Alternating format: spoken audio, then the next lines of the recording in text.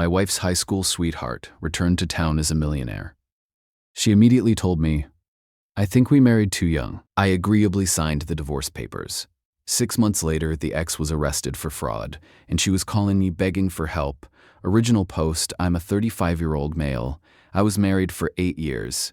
I thought we had something solid. We met in college, got married at 27, and bought a modest house in the suburbs.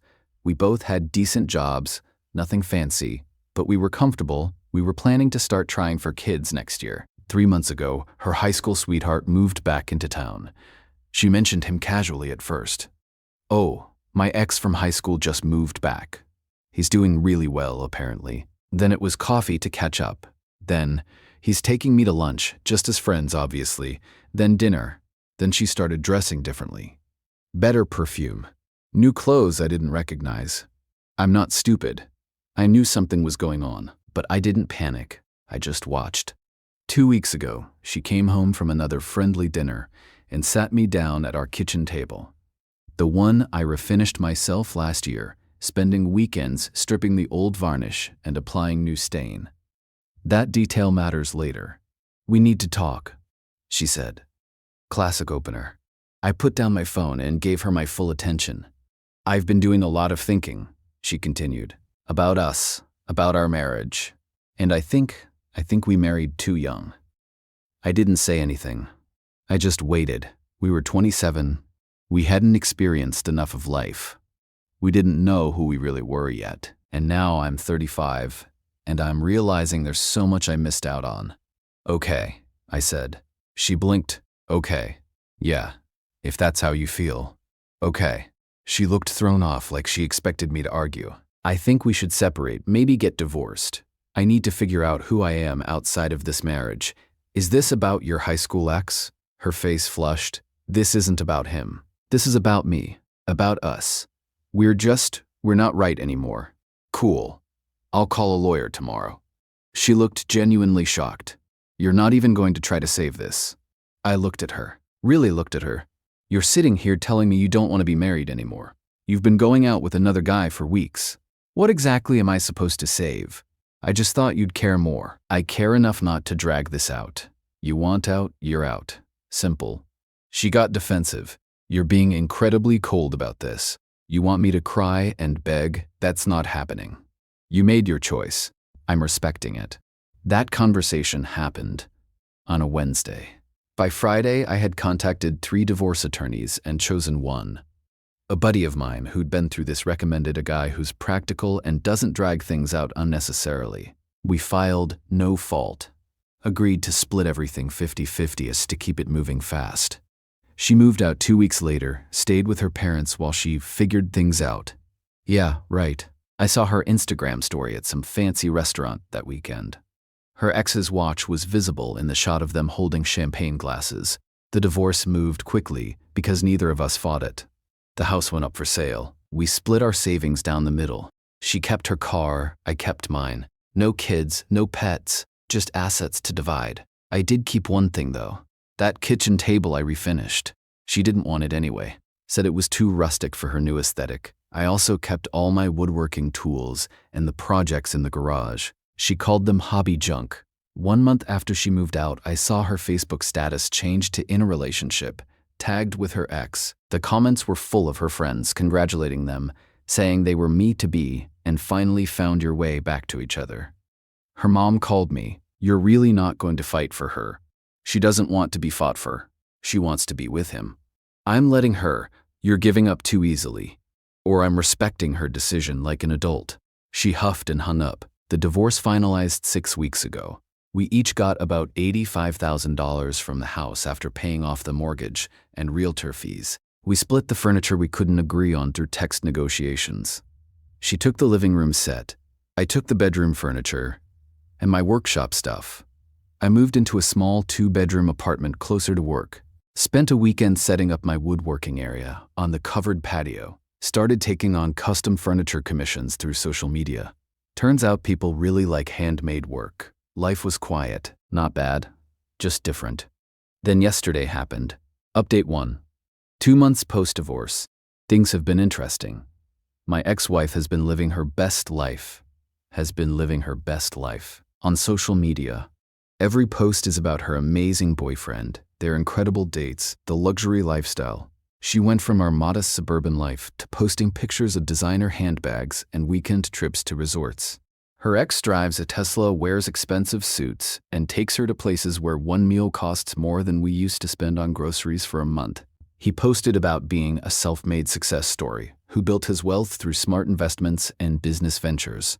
Meanwhile, I'm over here eating leftover pizza and building a bookshelf for my neighbor. Her friends have been brutal on social media. I saw comments on her posts like, "You look so much happier now," and "This is what you deserve." One of her cousins even commented, "Finally with someone who can give you the life you should have had." Whatever. I muted her on everything but didn't block her. Blocking felt like I cared too much. My life actually improved in strange ways.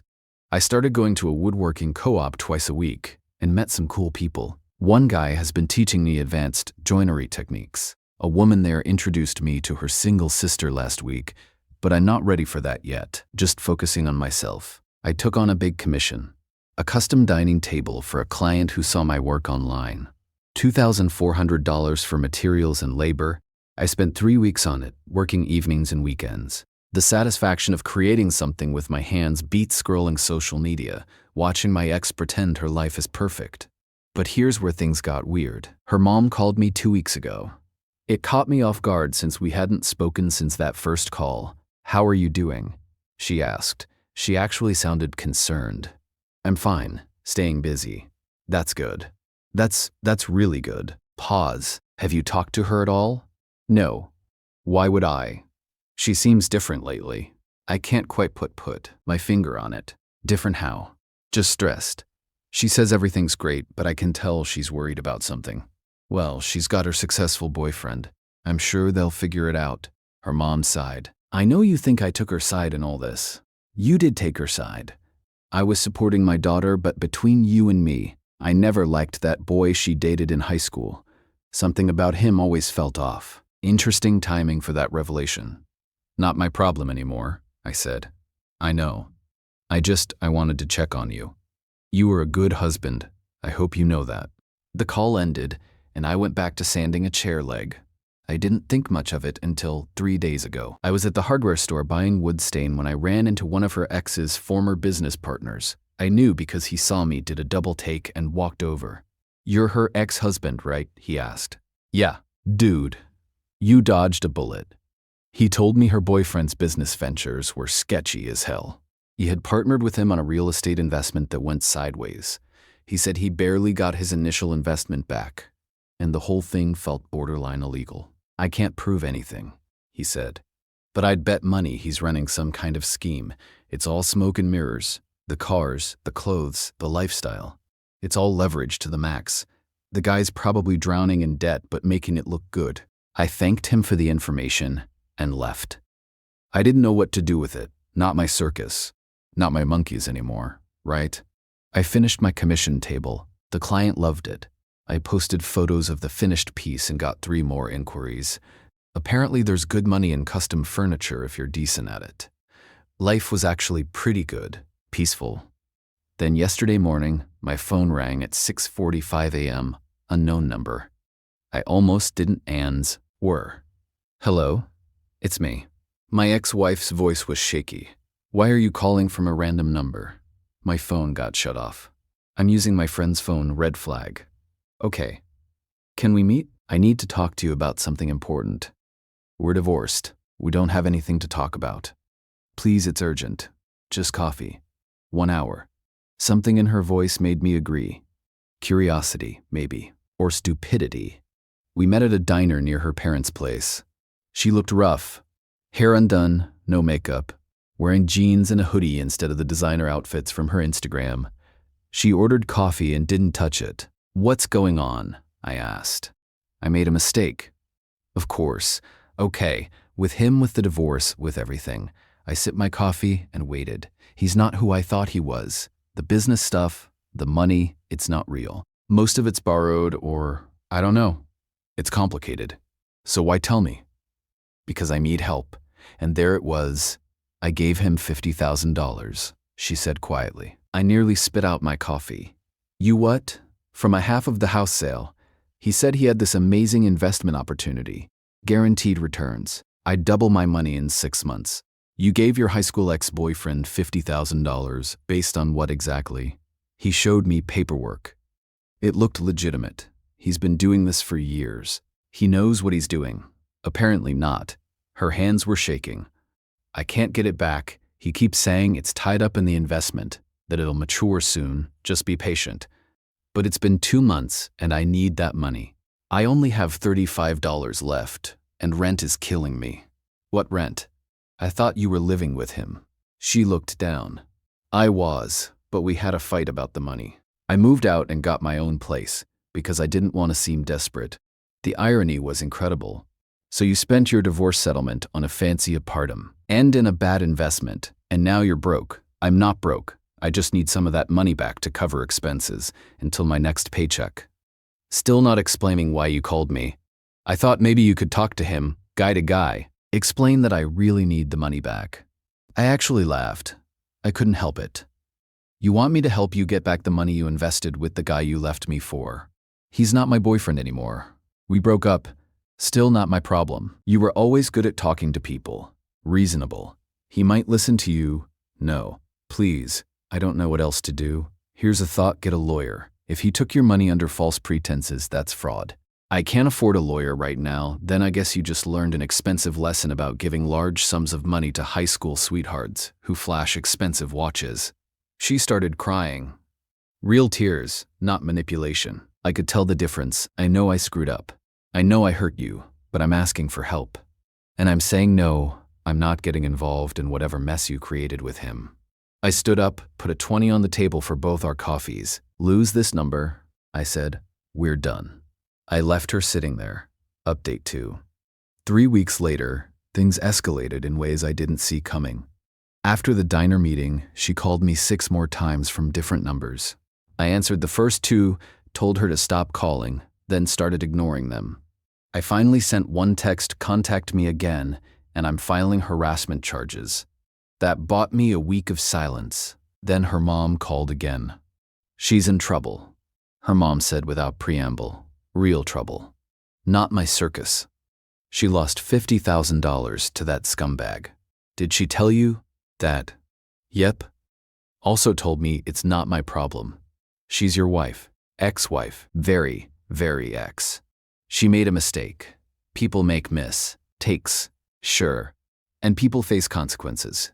She chose to leave our marriage for this guy. She chose to invest her money with him. She chose all of it. And choosing not to get involved. You're being cruel. I'm being boundaried. There's a difference. Her mom kept pushing the guilt angle for another 10 minutes before I ended the call. 2 days later, I got a Facebook message from my best friend. We'd been friendly during the marriage, but I hadn't heard from her since the divorce. Hey, I know you probably don't want to hear from anyone in her circle, but I thought you should know what's really going on. Against my better judgment, I kept reading. Turns out it's worse than my ex let on. She didn't just invest $50,000 with her boyfriend. She also co-signed a luxury car lease for him. $800 a month. Put him on her credit cards as an authorized user, and he racked up $15,000 in charges. She also loaned him another $10,000 in cash for business expenses. Total damage, roughly $75,000 plus ongoing credit card debt. Her ex apparently pulled the same scam on 2 other women in the past year. Promise of investment returns, luxury lifestyle, then disappearing when things get tight. He'd already moved on to some 23-year-old he met at a gym. She's completely destroyed financially, her friend wrote. Had to move back in with her parents. Can barely make minimum payments on the credit cards. She's too proud to file bankruptcy, but that's where she's heading. I felt nothing. Not satisfaction, not pity, just nothing. Thanks for letting me know, I replied. But I can't help. She's not asking you to fix it. She just needs someone to talk to who understands financial stuff. You were always good with money. I'm good with money because I don't invest my life savings with con artists. Her friend went quiet after that. The weekend came, and I had plans to install custom helving in my apartment. I bought some beautiful maple, had the whole design mapped out, therapeutic work. Sunday afternoon, my doorbell rang.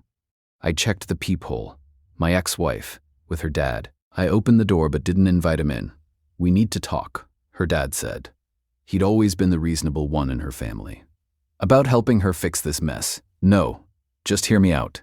I'm not asking you to give her money. I'm asking you to come with me to talk to this guy. Convince him to return at least some of what she gave him." "Why would he listen to me?" "Because you're calm, logical. You can explain that what he did was wrong without it getting emotional." I almost closed the door. "Almost, what's in it for me?" I asked. Her dad looked surprised. "You'd be helping someone you cared about." Cared about. Past tense. She made it very clear we were done.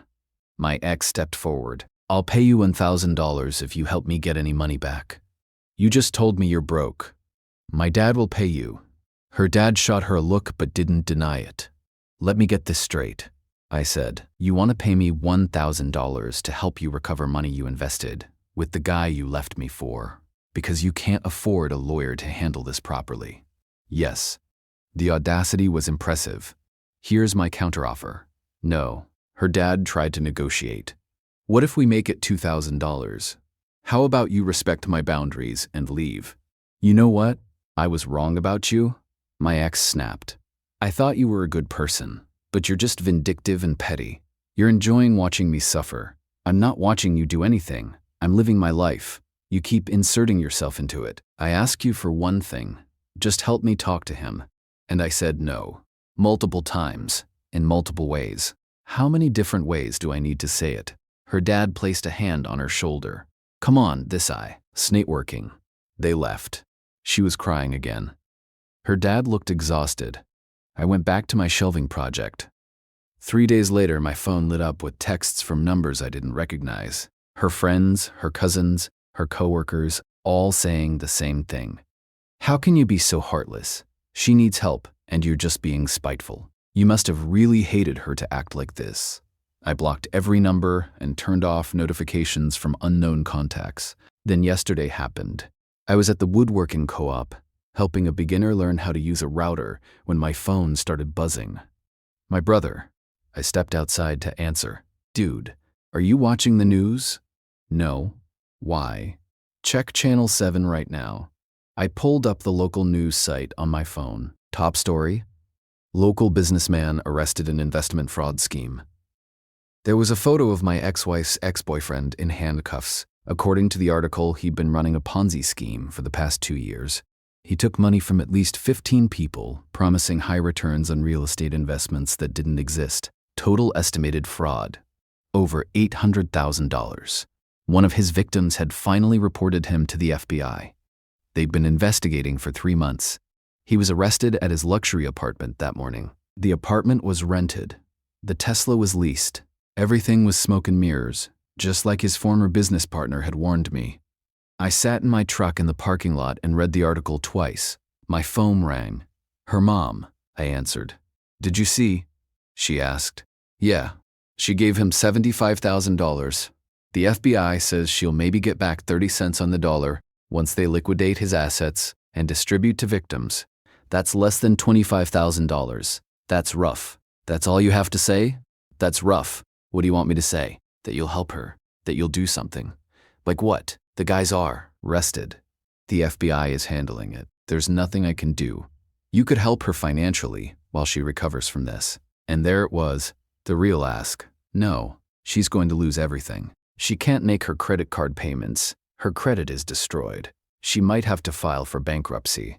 Those are consequences of her choices. You're really going to watch her hit rock bottom and do nothing? I'm not watching anything. I'm living my own life. She's not my responsibility. She was your wife for 8 years. Was past tense. She ended that when she decided I wasn't good enough for her. Her mom started crying. Real sobbing. "Please, I'm begging you. Just give her enough to cover a few months while she figures this out. $10,000, $5,000, anything." "No. Why not? You got the same amount from the house sale. You can afford it, because the second I give her money, I become her backup plan, her safety net. The guy she runs to when she screws up, that's not happening. So you're just going to be cruel. I'm going to be smart. Good night." I hung up and blocked her number too. Final update. 1 week later. This past week has been absolutely wild. The news coverage of her ex's arrest has dominated local media. Every day brings new details. More victims are coming forward. Apparently, he's been running this scheme across 3 different cities over 5 years. The total estimated fraud is now over $2 million. My ex-wife's name appeared in one article as one of the victims. They didn't use her full name, just initials, but it was enough for people in our social circle to figure it out. Her Facebook went private, her Instagram went dark. Her best friend messaged me again. She's having a breakdown. Can't eat, can't sleep, just cries all day. Her parents are worried she might hurt herself. I forwarded the message to her mom with a note. If she's in crisis, please get her professional help. I cannot be that help. Her mom didn't respond. 2 days ago, my brother called. You're trending in some local Facebook groups. Apparently, someone posted about the situation, how my ex-wife left me for this scammer, lost everything, and now I'm refusing to help her. The comments were split. Half said, I'm heartless. Half said she made her bed. I didn't engage, I didn't comment. Just let people talk. Then yesterday I got an email from my ex-wife. Subject line, please read this. I almost deleted it. Curiosity 1. It was long, pages of apologies. She wrote about how sorry she was, how leaving me was the biggest mistake of her life, how she didn't realize what she had until it was gone. She said she'd give anything to go back and make different choices. Then came the real point. She needed $8,000 to avoid bankruptcy. Would I consider it a loan? She'd pay me back $500 a month. She had it all planned out. I sat with that email for an hour, thought about our 8 years together, the good times, the quiet evenings, the plans we made. Then I thought about her telling me we married too young. Her face in those Instagram photos, with him. Her mom telling me I should have fought harder. Her assumption that I'd just be there if things didn't work out. I replied with one line. I wish you the best, but I can't help you. Please don't contact me again. I deleted her email from my contacts and set up a filter to automatically archive anything from her. Her dad showed up at my apartment that evening. I watched through the peephole as he knocked for 5 minutes, then slid a note under my door. It read, I know you're angry, and you have every right to be, but she's drowning. Whatever happened between you two, she doesn't deserve this. If you have any compassion left, please reconsider. Call me? I threw the bow. Note away. This morning, I woke up to 17 missed calls from different numbers. All people connected to her, making one last coordinated push to get me to give in. I didn't listen to any voicemails, just blocked the numbers. Here's what everyone seems to miss. I'm not refusing to help because I'm bitter or want revenge. I'm refusing because helping her would be the worst thing I could do. She needs to face this, all of it, the financial damage, the embarrassment, the consequences of trusting a con artist over a stable marriage. If I step in with money, she learns nothing. She just learns she can destroy her life. And someone will always clean up the mess. My therapist, I started seeing one after the divorce, says I'm setting healthy boundaries, that I'm not responsible for fixing problems I didn't create. The woodworking co-op has become my refuge. I finished a coffee table commission this week, $1,800. The client wants matching end tables next month. I'm booked out 6 weeks now. I also started going to a board game night at a local cafe. Met some good people who know nothing about my divorce. It's refreshing. I saw my ex's Instagram briefly before she went dark. Her last post was a quote about learning who your real friends are during hard times and discovering people's true colors. The irony was completely lost on her. Her mom left one final voicemail yesterday. I hope you can live with yourself. I hope you're happy watching her suffer. I hope karma finds you. Honestly, I sleep fine. I'm not happy she's suffering, but I'm not responsible for it either. She chose to leave our marriage, chose to ignore red flags about her ex, chose to invest money she couldn't afford to lose, chose to get financially entangled with someone she barely knew. Those were her choices. The consequences are hers too. I'm just a guy who builds furniture now. I've got a C-leant meeting tomorrow about a custom desk. Another asking about kitchen cabinets. Turns out there's good money in this if you're skilled at it. I might start teaching beginner woodworking classes at the co-op. The owner's been encouraging me to consider it. Life isn't perfect. Some days I miss being married, miss having someone to share dinner with, but I don't miss walking on eggshells. I don't miss wondering if I'm enough. I don't miss being someone's second choice. The house we shared sold to a young couple with a baby. They sent me a photo of the kitchen table I refinished, now in their dining room with a high chair next to it. They said they loved that it came with the house. I didn't tell them I made it. Just said I was glad it found a good home. As for my ex-wife, I genuinely hope she figures things out. I hope she gets the help she needs. I hope she learns from this, but I won't be part of that process. I've got furniture to build and a life to live. That's enough for me.